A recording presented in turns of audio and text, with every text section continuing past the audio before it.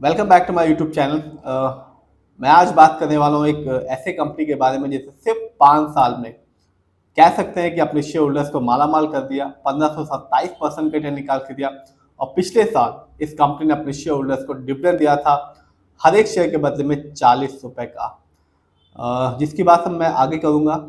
अभी सबको जानता है कि जो वॉर है वो चल रही है और जो मार्केट है वो डाउन है।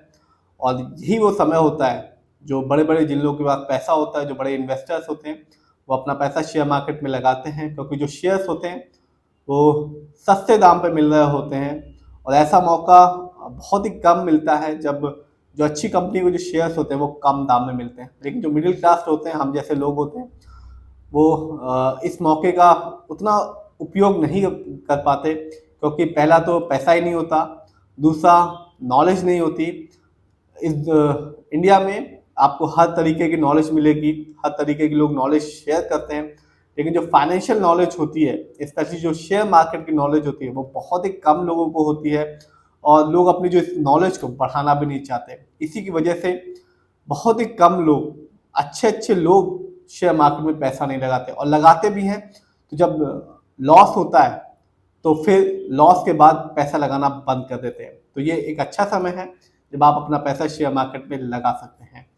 आज मैं बात करने वाला हूँ एक ऐसे कंपनी के बारे में जिसने 5 साल में 1527% रिटर्न निकाल के दिया, और पिछले साल इस कंपनी ने अपने शेयर होल्डर्स को 40 रुपए का डिविडेंड भी दिया था। ये वीडियो सिर्फ एजुकेशनल पर्पज है, ना मैं कोई भी स्टॉक खरीदने की सलाह देता हूँ और ना ही बेचने की। तो बात आज करने वाला हूँ फोर्स मोटर के बारे में। ये कंपनी 1958 में बनी और कंपनी बिजनेस में है, बनाती और बेचती है मल्टी यूटिलिटी व्हीकल्स को और एग्रीकल्चर ट्रैक्टर को। कह सकते हैं जब आप इस कंपनी के शेयर प्राइस को देखेंगे तो लगेगा कि काफी महंगा है, और है भी महंगा। इस कंपनी का शेयर प्राइस आज जब 3:30 बजे मार्केट बंद हुआ तो वो था 20,990 रुपीज का। बहुत ही महंगा है, लेकिन आज भी इस कंपनी ने अपने शेयर होल्डर्स को निराश नहीं किया। 1.30% का रिटर्न निकाल के दिया एक दिन में। लेकिन मैं हमेशा कहता हूँ शेयर तो महंगा है इस कंपनी का, लेकिन ये कंपनी कंटिन्यू अपने शेयर होल्डर्स को रिटर्न दे रही है, चाहे मार्केट डाउन हो चाहे अप हो। इस कंपनी ने अपने शेयर होल्डर्स को कभी भी निराश नहीं किया। बात करें एक साल की, तो जब मार्केट डाउन था इस कंपनी ने अपने शेयर होल्डर्स को 187% का रिटर्न निकाल के दिया। यानी आज से ठीक एक साल पहले इस कंपनी के शेयर पर 10,000 रुपए से भी नीचे का था। 8,894 रुपीज का शेयर प्राइस था, जो आज के दिन सिर्फ एक साल में बढ़कर हो चुका है 20,990 रुपीज का। तो जिसने भी एक मोटा अमाउंट लगाया और एक अच्छा शेयर की क्वांटिटी खरीदी होगी फोर्स मोटर की, और एक साल होल्ड किया होगा, शॉर्ट टर्म गोल के लिए इस कंपनी में पैसा लगाया होगा, कंपनी ने बिल्कुल भी निराश नहीं किया। बात करें लॉन्ग टर्म की, स्पेशली 5 साल की, तो 5 साल में इस कंपनी ने अपने शेयर होल्डर्स को 1527% का रिटर्न निकाल के दिया। यानी 2020 से लेकर 2025 तक इस कंपनी का अपने शेयर होल्डर्स को 1527% का रिटर्न निकाल के दिया। 2020 में इस कंपनी का शेयर प्राइस मिल रहा था 1197 रुपीज का, जो आज के दिन मिल रहा है 20,990 रुपीज का। तो कहाँ 1100 रुपए का शेयर प्राइस था आज से ठीक 5 साल पहले, आज वो हो गया है 21,000 रुपए के आसपास का। तो जिसने भी 5 साल पहले 1100 के हिसाब से शेयर की एक अच्छी क्वांटिटी खरीदी और 5 साल होल्ड किया, कंपनी ने उन सभी शेयर होल्डर्स को माला माल कर दिया। देखते हैं इस कंपनी के स्टॉक के परफॉर्मेंस को। तो जो एक साल में इस कंपनी के जो हाईएस्ट शेयर प्राइस गया वो था 26,450 रुपीज का, जबकि एक साल में इस कंपनी का लोएस्ट शेयर प्राइस आया 7,000 रुपीज का। यदि मैं इस कंपनी कुछ इवेंट्स को देखूं तो अभी तो इस कंपनी ने इस साल अभी कुछ भी नहीं दिया, लेकिन पिछले साल इस कंपनी ने अपने शेयर होल्डर्स को डिविडेंड दिया था हर एक शेयर के बदले में 40 रुपए का। तो जिसके पास भी फोर्स मोटर की शेयर की एक अच्छी क्वांटिटी होगी, उसे एक अच्छा डिविडेंड का अमाउंट देखने को मिला होगा। फंडामेंटल्स को जानते हैं। इस कंपनी की जो मार्केट कैप है वो है 27,337 करोड़ का। ये कंपनी लार्ज कैप की है क्योंकि मार्केट कैप 20,000 करोड़ के ऊपर का है। पीबी रेशियो 7.80 है। शेयर मार्केट में एक अच्छा पीबी रेशियो कहलाता है 1 या तो बिलो 3। इंडस्ट्री पी 24.39 है।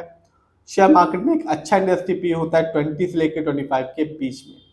ये बताता है कि जो कंपनी का स्टॉक है मार्केट में कैसा परफॉर्म कर रहा है। डेब्ट टू इक्विटी नहीं है, यानी कि इस कंपनी पर किसी भी तरह का कोई लोन कर्ज नहीं है।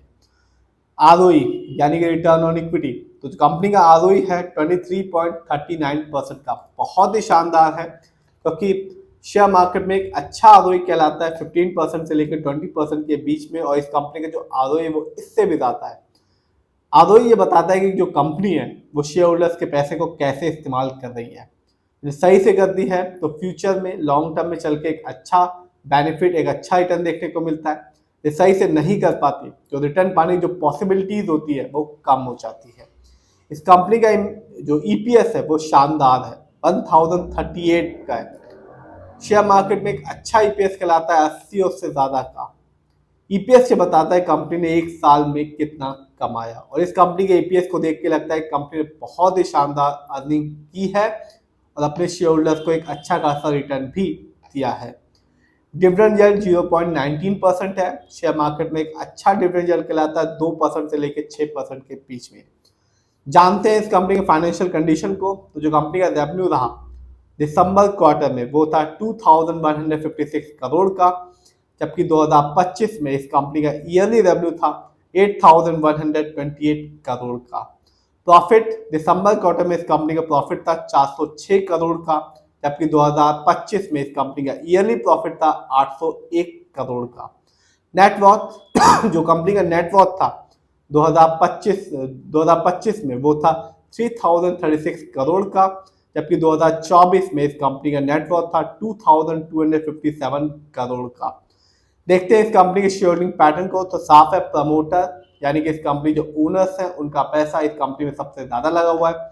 प्रमोटर की होल्डिंग है 61.63% की, जबकि रिटेलर्स की होल्डिंग है 26.12% की, जबकि एफआईआई की होल्डिंग है 10.46% की, जबकि म्यूचुअल फंड की होल्डिंग है 0.95% की, जबकि डीआईआई की होल्डिंग है 0.85% की। तो सबसे ज्यादा पैसा प्रमोटर का लगा है, दूसरे नंबर पर रिटेलर्स यानी कि हम लोग का पैसा इस कंपनी में लगा हुआ है, जो कि एक अच्छी बात है क्योंकि प्रमोटर की होल्डिंग सबसे ज्यादा है इस कंपनी में। हाँ, शेयर महंगा है, 21,000 रुपए के आसपास का है, काफी महंगा है, लेकिन मैं एक साल के रिटर्न को देखूं तो एक साल पहले इस कंपनी का शेयर प्राइस था 8,000 के आसपास का, जो एक साल में बढ़ के हो चुका है 21,000 के आसपास का। तो आप समझ सकते हैं कितना ज्यादा इस कंपनी ने रिटर्न निकाल के दिया, वो भी जब मार्केट डाउन चल रहा था। फिर भी आप जिसमें भी पैसा लगाएं खुद रिसर्च करें, एनालाइज करें, अपने फाइनेंशियल एडवाइजर की राय लें, तभी अपना पैसा शेयर मार्केट में लगाएं।